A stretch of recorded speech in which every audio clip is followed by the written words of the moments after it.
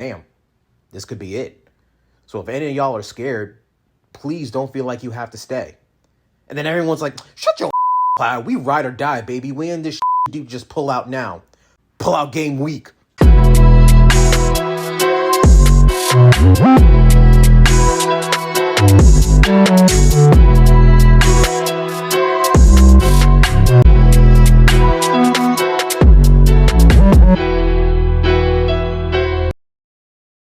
The one-winged angel. The silver-haired menace. The warrior with no equal. He goes by many names, but y'all know him by his actual name. The antagonist of Final Fantasy VII, and possibly one of the greatest villains in gaming. There are many people who have taken the path of evil, but this man right here not only walked the path, he flew by it, died and was resurrected along with it, traversed dimensions and became a god. All the while killing everything and everyone in his path just as a flex, and also because some people had to be taken out of the picture to move certain pieces in his twisted game of saving the planet for his ugly ass mother, who we all know by now is not his goddamn mother. So today, on a new series titled Villains of Gaming, I present to you all Sephiroth.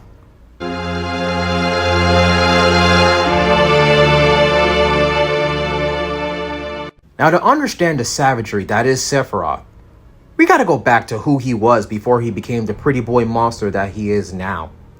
Before his fall from grace, he was the GOAT for the Shinra Electric Power Company, the embodiment of capitalism and the real evil that exists in this series. But that's another video for another day. Anyway, Sephiroth has always been known to be the epitome of calm, cool, and collected. Nothing seems to faze him. Even during that time when he and Zack, not Cloud, fought a dragon. Zack, not Cloud, is low-key freaking out. But Sephiroth, nah, he's so chill that he just stares it down and then with one strike of his sword, brings that motherfucker down. Which, by the way, we need to talk about this sword of his. Actually, I can't even call it a sword. Can't call it a blade either. It is a katana, but I think we could call it for what it really is. A weapon of mass fucking destruction. We've all seen this massive ass weapon, and we've seen him wield it like it's nothing. This blade, this demon of cold steel, is at least 6 feet long and weighs about 25 to 30 pounds, which means Sephiroth is carrying that all day into battle. He for real is built different, which does explain why he's Shinra's #1. I mean, this dude fought in 2 wars. He fought against a resurgence, became a hero, asserted dominance for Shinra, and became an inspiration for young boys to enlist in Shinra's army. He was the perfect propaganda. However, being the best at anything always comes with the smoke, and Sephiroth was no exception.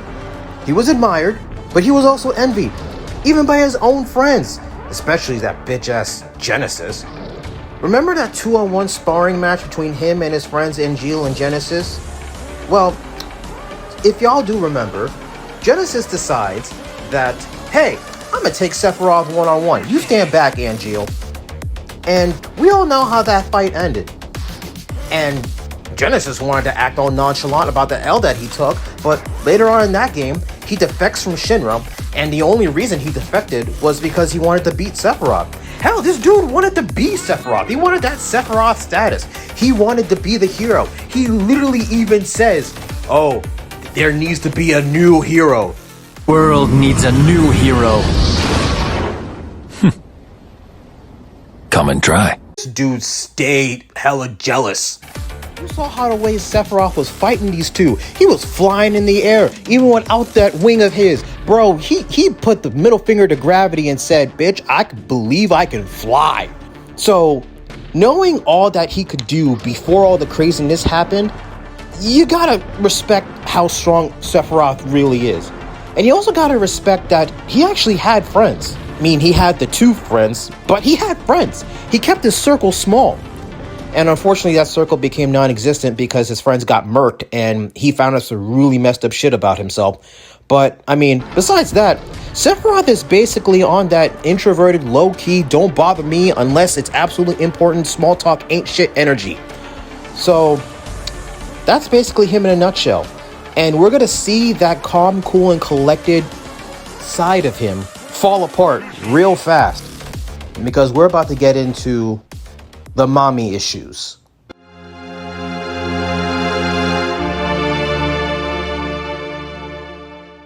So now we're going to get into the thick of it. We're going to get into the part of why Sephiroth became the villain that he is.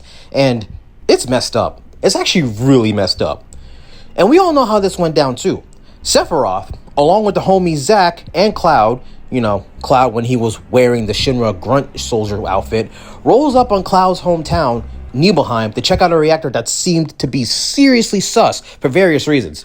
And as they enter the town with the homegirl, Tifa, and I'm going to stop for a second just to say this, and then I'll be done.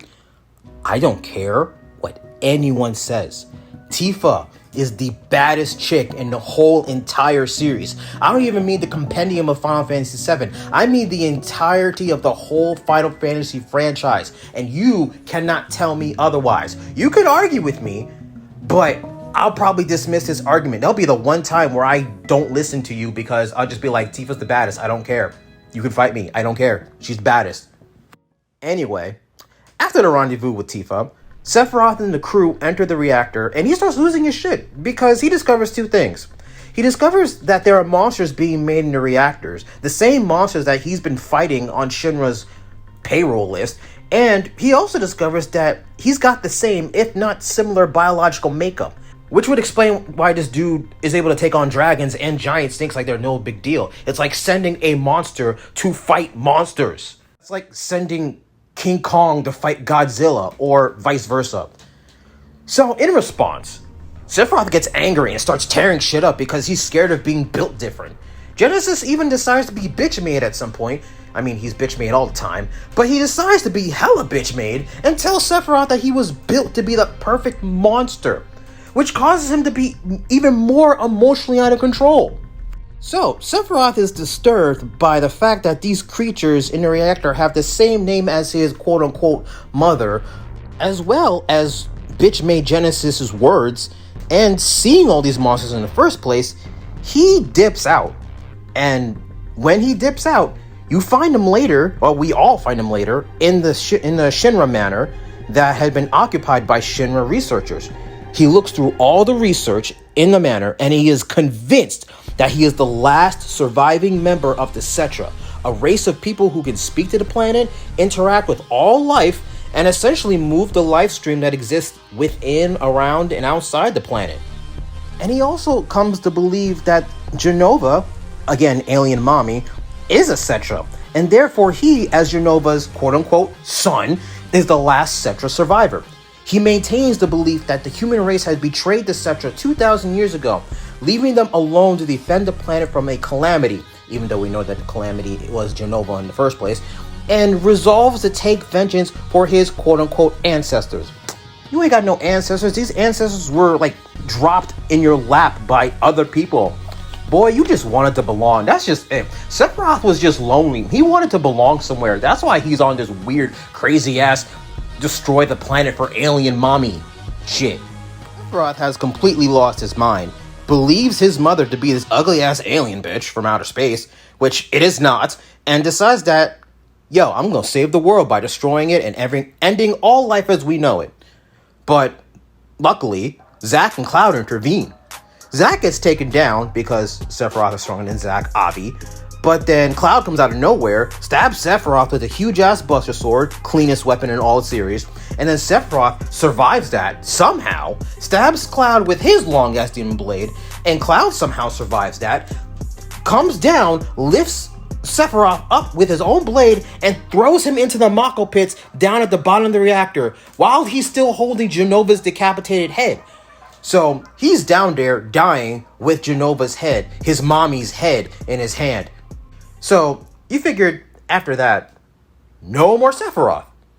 Well, he wouldn't be in this video if that really was the end of him. Because years later, this motherfucker comes back, slips under the radar, and finally puts his plan into action. And what is that plan?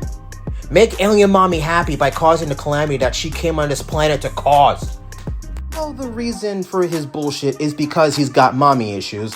and he's alone, and he just wanted people to understand him, and he also wanted some kind of belonging, which who doesn't?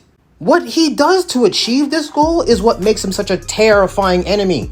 So despite his backstory and his severe mental health issues, he's still a goddamn monster.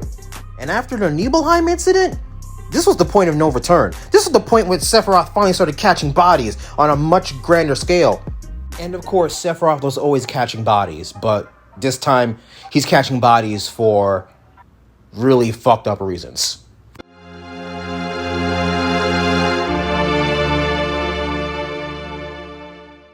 So we know now that Sephiroth has turned full batshit psycho anime villain mode. Everybody is shitting bricks. Rumors are being spread around that Sephiroth came back to life, or that he was never dead, that he somehow survived the incident, or even worse, caused the incident to happen, which is true. Either way, people are losing their damn minds. And of course, Shinra, being the capitalistic monster that they are, can't be implicated in this mess. So, they rebuild the village, post up paid actors to be villagers, and pretend that the incident never happened. It's a goddamn cover-up. Classic corporation power move.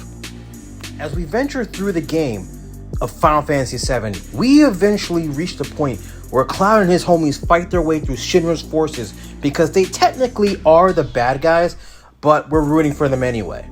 Fight through, they meet the president of Shinra, get arrested, and then get locked away, only for hours to pass by, and then the nightmare begins. The crew discovers that the cells are open. They make their way back to the president's office and find him dead. Sephiroth's Masamune being the weapon of choice, as it is seen sticking out of him, confirming that Sephiroth is back. So, it turns out that Sephiroth had survived because his will was powerful enough to remain intact in the LifeStream after he had fell into the Mako pits. Along with alien mommy cells within his body and its head, Sephiroth not only survived the fall, but alien mommy got his ass locked away in a cocoon in the northern cave, while using her body parts to make clones of Sephiroth to enact her will and also control other people who have her cells inside of them as well. My dude, alien mommy is a whole parasite out this bitch. It's controlling everybody and everything, including Sephiroth. But he's down bad for Jenova, so he's running along with the plan like some weird mommy-son relationship that I'd rather not get into. And it's after this that Sephiroth and Jenova essentially become one being. They started catching bodies left and right. Everybody in Nibelheim, dead. The president of Shinra, dead. That giant-ass snake that stops you from crossing the swamp, dead and shish kebab. Everything that has crossed his path was either dead or going to be dead. That Shinra cargo boat ride that Cloud and the gang sneak onto to get the Costa del Sol, all the soldiers and crewmates are dead as hell.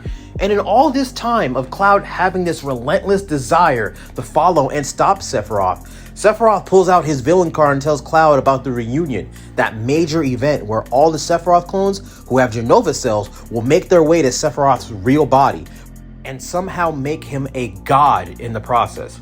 And to do this, he's going to summon Meteor, the ultimate destruction magic, and cause a massive wound on the planet to the point that he'll then be able to pull up on that spot, place himself at the center, and use the LifeStream to merge himself with it and essentially rule the world, thus making Alien Mommy truly happy. This motherfucker is going to merge with the planet with Alien Mommy all up inside him and then become a god. This plan sounds like some cosmic INCEST bullshit. This plan had to be stopped. Knowing this, Cloud and the gang follow Sephiroth to the Temple of the Ancients, with the newfound knowledge that Aerith, or Eris, whichever you want to call her at this point, is the true remaining survivor of the Cetra, the ancient race of planet speakers mentioned earlier. So, she basically is Jesus in this game, and because she's Jesus, she hits us with the plan to stop Sephiroth by using the holy materia that's been wrapped around up in her hair. And Sephiroth is the damn devil, because we all know what happens. This bastard knows about her plan because he's probably hearing and seeing everything through Cloud like he's wearing a wire or some shit, and fucking kills her all heavens from above like as if he's some god passing judgment upon the commoners. This man is really full of himself, for real. Regardless, the prayer to Aerith Jesus, yes, we're calling her Aerith Jesus, commences and is set in motion. But it's stuck because Sephiroth is a petty bitch and is blocking that shit from happening.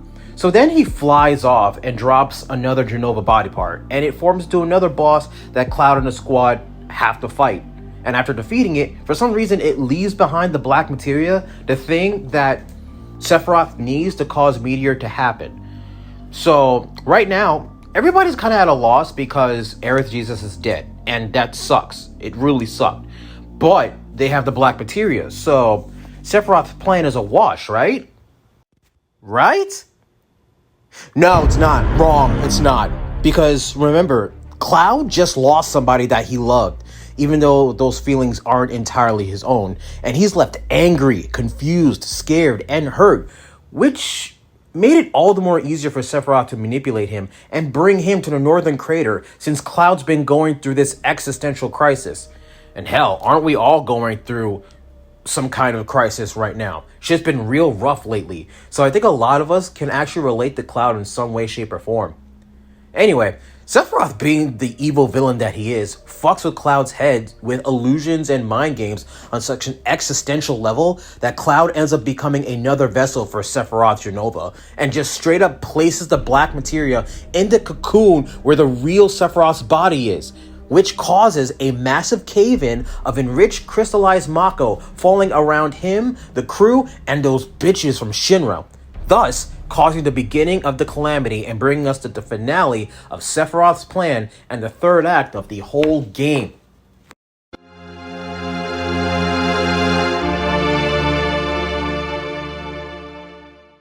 So, everything is basically the world is falling apart, Shinra's on high alert, the crew is split up, Clouds absorbs so much Mako from the fall that he's in a mind fog, and giant-ass kaiju monsters, known as weapons, have emerged as a response to the planet being under attack.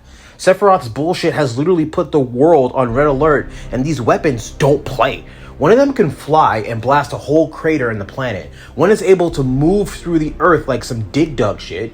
One is submerged undersea like a living submarine. And one is built like a whole ass tank, stomping the ground as it walks like some fucking Godzilla bitch ass. And we gotta fight these motherfuckers.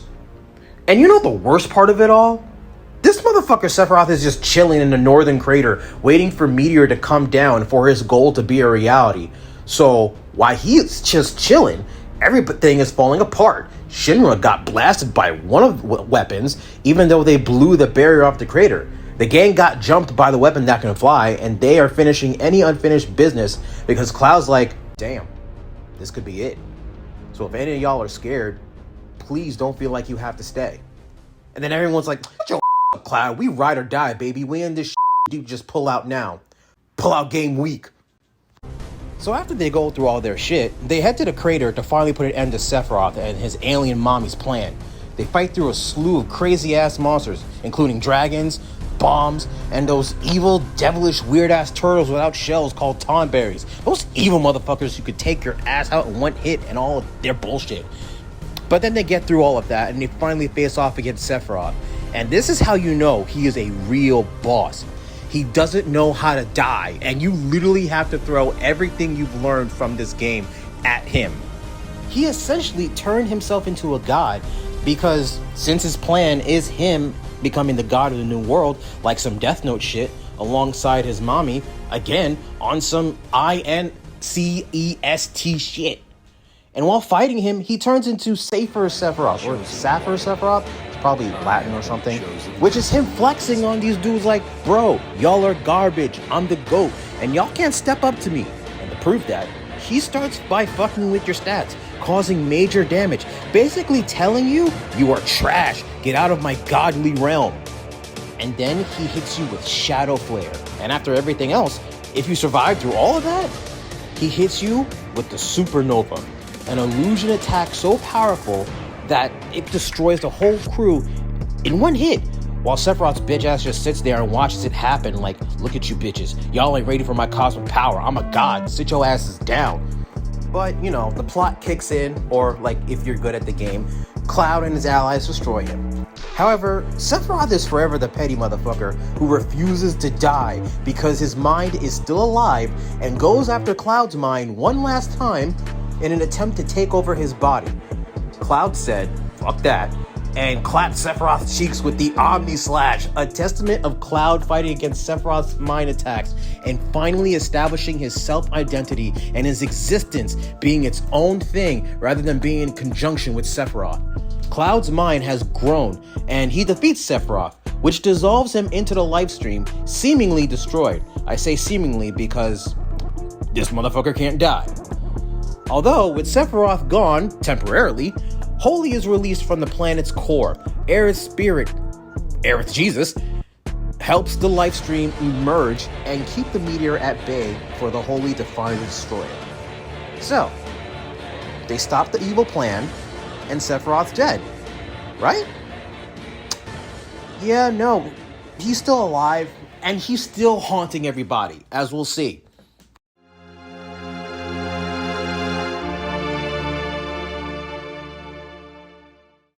So, after the craziness of the original game, we enter the post-crisis era in the movie Final Fantasy VII Advent Children. Sephiroth is pulling the clone shit again by surviving through two things. 3 separate clones who look like a discount boy band, and a terrible disease that he's been spreading throughout the people of Neo Midgar. This dude stay fucking shit up. He pulled up with the Riley Freeman energy saying, "First of all, I'ma live forever." Even in death, he's still terrorizing the planet like the evil specter that he is. This dude is spreading a whole disease through a corrupted part of the LifeStream, fucking up everyone, including kids. He's going after kids, bro. Fuck. It's like this movie predicted the pancake party or something. Damn.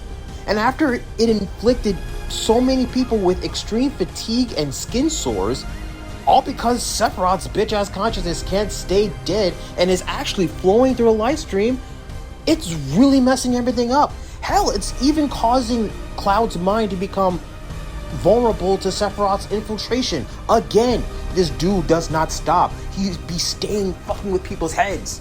He even be fucking with the 3 silver-haired dude boy band motherfuckers who have their own plan and agenda, but Sephiroth, being the bitch-ass villain that he is just using them as his pawns to get what he wants, essentially making them a bunch of simps. And Kadaj is the ultimate simp because he's the one who ends up absorbing Jenova's cells, essentially allowing Sephiroth to take complete control of his body.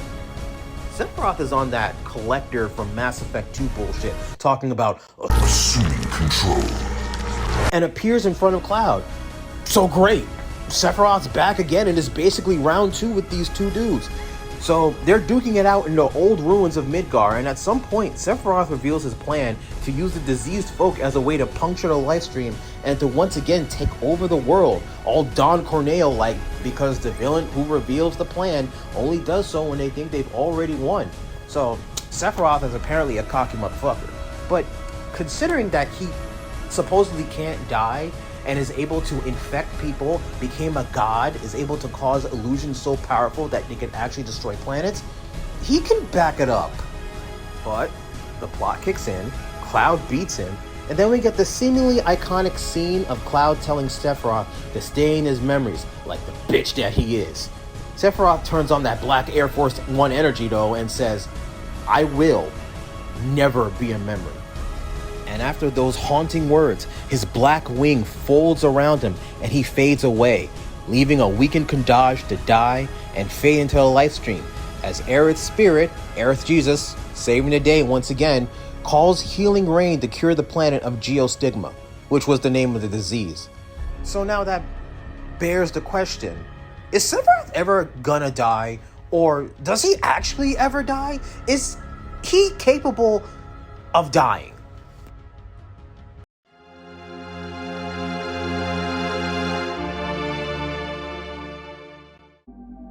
In the remake of Final Fantasy VII, Sephiroth is messing with Cloud's head, and it seems to be on a different level as his manipulation and mental attacks on Cloud focuses on the Nibelheim incident and Sephiroth's weird, possible infatuation with him. It's almost like he's trying to get him to join a cult, which in this case was the cult of the reunion, the joining of all the scattered Sephiroth clones, 2 of which have been seen in-game and the many that in that one flashback. Sephiroth is doing the old steering Cloud away from everyone, isolating him from the world. You know, how cults work. After the first mission in the game, Sephiroth appears before Cloud, in his mind, and recreates the burning village of Nibelheim, trying to break down Cloud's mental fortitude. He does so again after we run into Aerith Jesus, basically telling him that he's too weak to do anything, so he should basically give himself in. Sephiroth is severely toxic. You're gonna be out here, low-key telling him that you love this dude, and then you come back like seconds later and be like, telling him that he's weak, pathetic? Bro, this is like some form of mental abuse. And it doesn't help that Sephiroth even admits to his supposed demise at Cloud's hands being the crowning moment of their time together. Bro, who says this shit? Seriously. Sephiroth is on some weird shit, bro. Low-key making me feel uncomfortable with his behavior. Later on, Marco, who is clearly a Sephiroth clone, is taken over by Sephiroth to attack Cloud. And with Cloud seeing Marco as Sephiroth, he nearly kills him, but the homegirl Tifa stops him.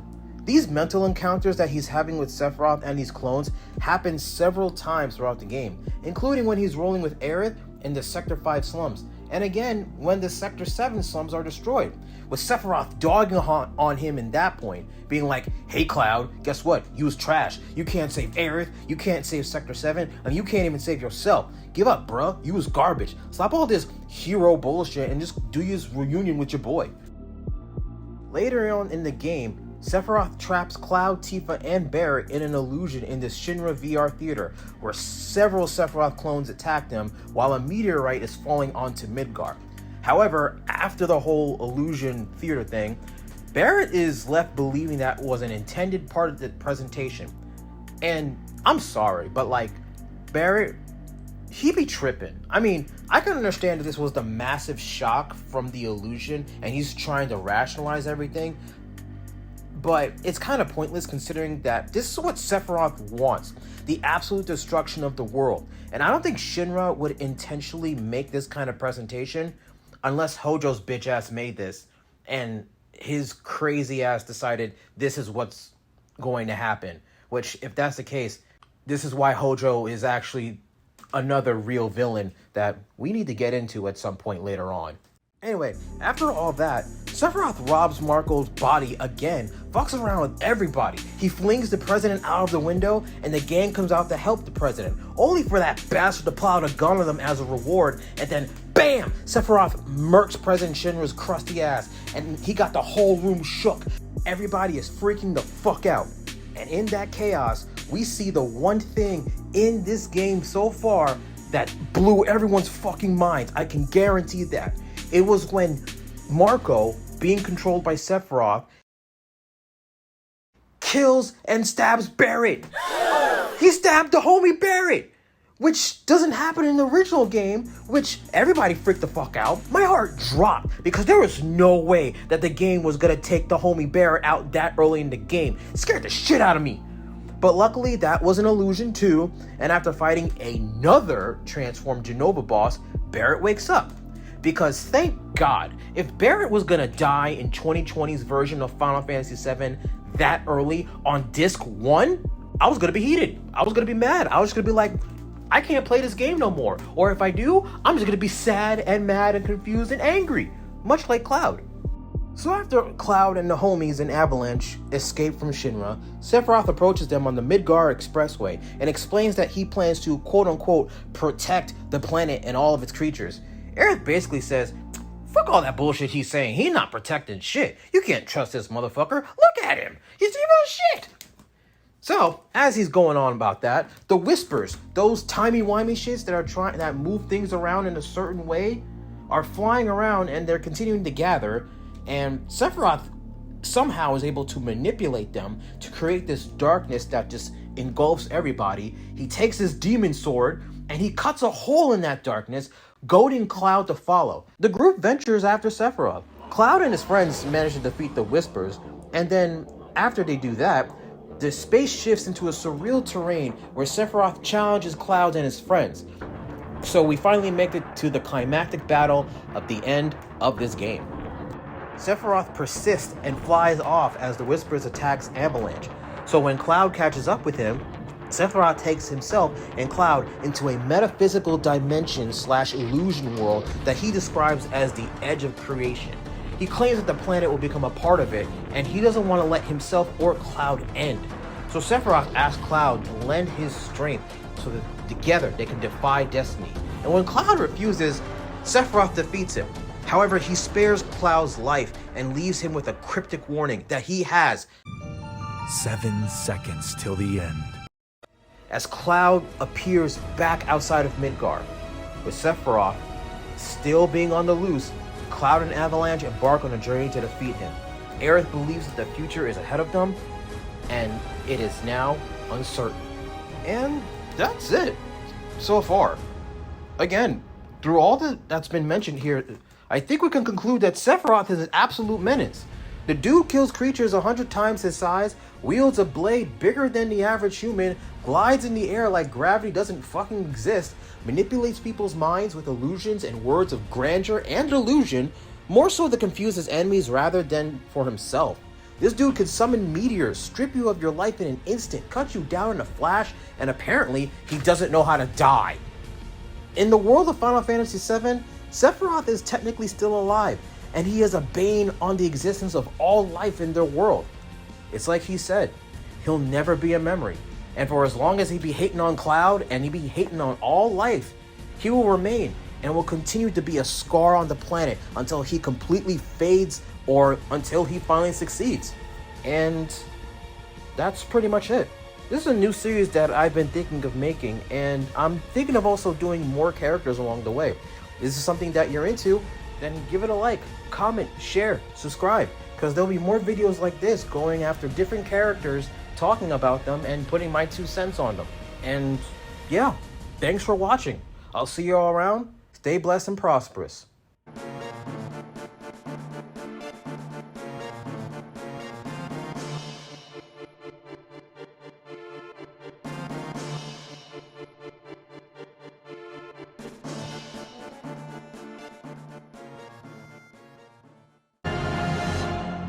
Sephiroth.